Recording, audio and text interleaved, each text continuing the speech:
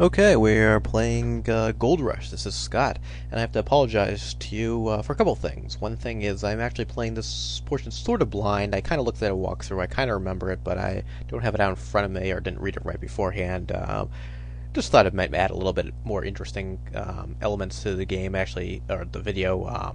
Actually, didn't work so well last time because I had actually played it through myself once before and then sort of fouled up the video, so I didn't know what was going on. But I still think it's sort of interesting. Don't worry, we won't get too stuck. I can pretty easily pull up a walkthrough, and I think I remember things pretty well. So it's not a problem. More so, it's not really anything I'm doing, but I just want to let you know that it looks like we're in, because I don't remember exactly, but I did take a sneak peek at the next scene. It does look like we're in for another sort of narrated trip, so we'll be looking where the ship's going, and there'll be a bunch of text boxes coming up.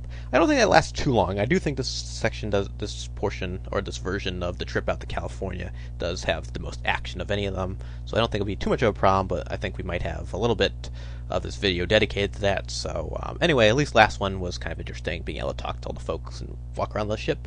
And so without further ado, we are going to continue, and I am going to press Control N, and that will get us rolling.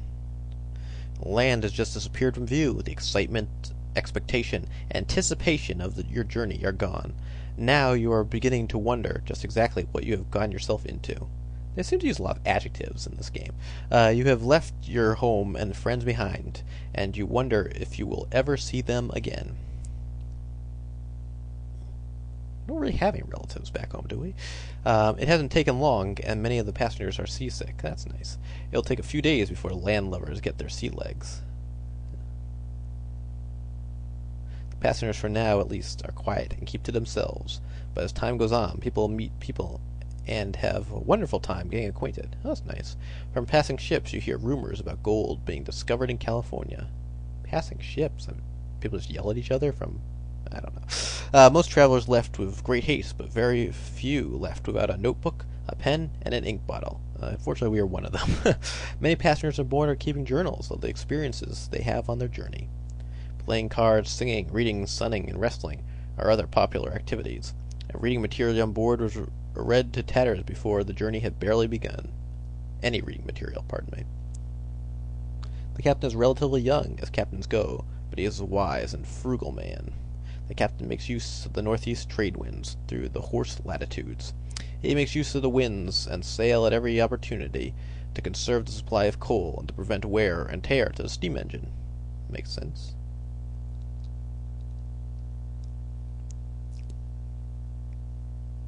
The food on board is not as bad as expected.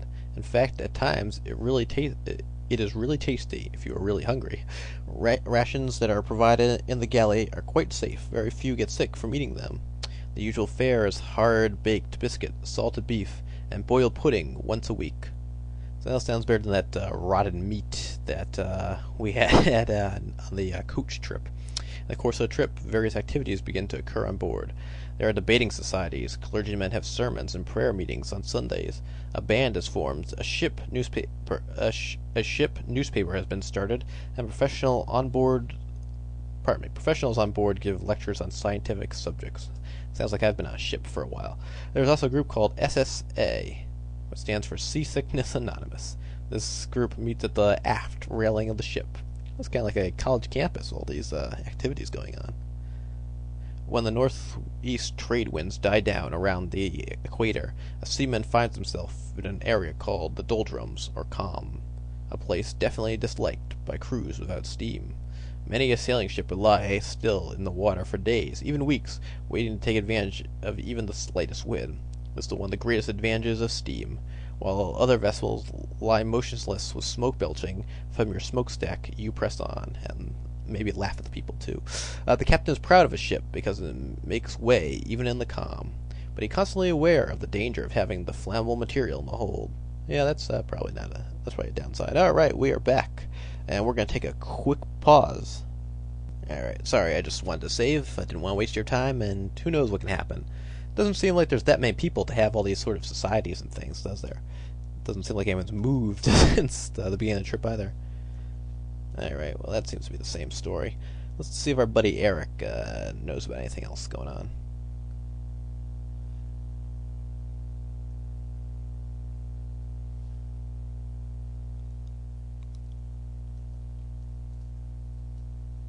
Say to your best friend on the ship, I've noticed that you're not looking healthy lately. It's probably just a slight case seasickness. Okay, that's not my fault. They missed an article there.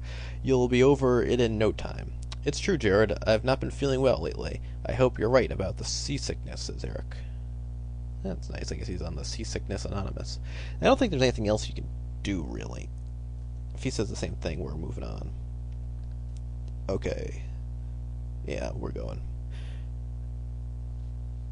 Alright, let's see what the next leg has to say. You're aboard a mighty steamer, but is not the most common type of vessel on the high seas. Clippers are the sovereign of the seas. It'll not be uncommon to see many clippers during your voyage. Should have taken one of those. Alright. While passing through the area of the equator, the heat gets unbearable. The deck is too hot to walk on. The tar in the seams of the deck bubbles.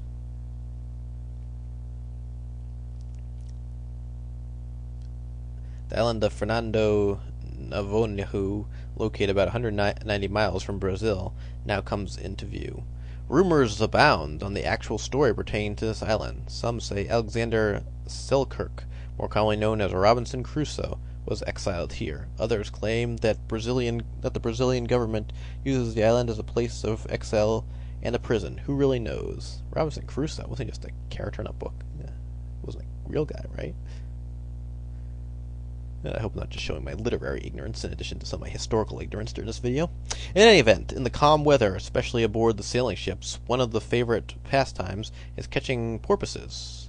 Okay, cowfish, or any other fish that can be hooked. Now, porpoises are not fish, right? These catches provide a much-needed diversion from your monotonous diet. Eventually, the familiar constellations of the northern hemisphere begin to disappear, and the Southern Cross, composed of 4 brilliant stars marking the 4 corners of the cross, begin to rise in the night sky. Another new sight in the night sky is the Magellan Clouds. This is the golden mist in the sky, similar to the Milky Way. When another ship is sighted, the race is on. The competition is fierce, especially among sailing vessels. However, captains of sailing vessels love to beat steamers at every opportunity.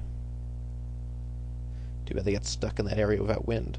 When approaching a port, the crew begins painting and polishing. They want the steamer to be ship shape when it pulls into port. Even at sea, the crew is rarely idle. They are continually busy, tending to the needs of the ship to make your voyage a speedy one.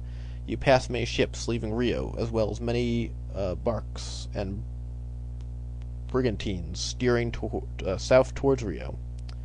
That's amazing. This is the first stop I guess we've made the whole trip. Alright, you can hear the La Cucaracha music, I think, which I'm going to turn down. And Rio de Janeiro, Brazil. Okay, the prominent landmark in the famous port is called Sugarloaf. And I am keeping an eye on the time to make sure I don't go over, but I think we're okay for now. This may be the final portion, though, before we head off. I don't think we were allowed to get off here, so there's not too much going on. But we'll watch the ship come in, and I guess there's some event that happens on the ship next that makes it annoying. There's also some random events that can happen that can really ruin everything, which is annoying. Hopefully it doesn't happen to us. So we saw the brunt of it on the stagecoach. However, we also it happened fairly early on, whereas this one can happen relatively late in the journey. Hopefully it doesn't. Of course, I'll do all that off screen. Okay, well, we're coming into the port, and I'm going to actually end this because we're running low on time, and we'll be back next time and see what happens.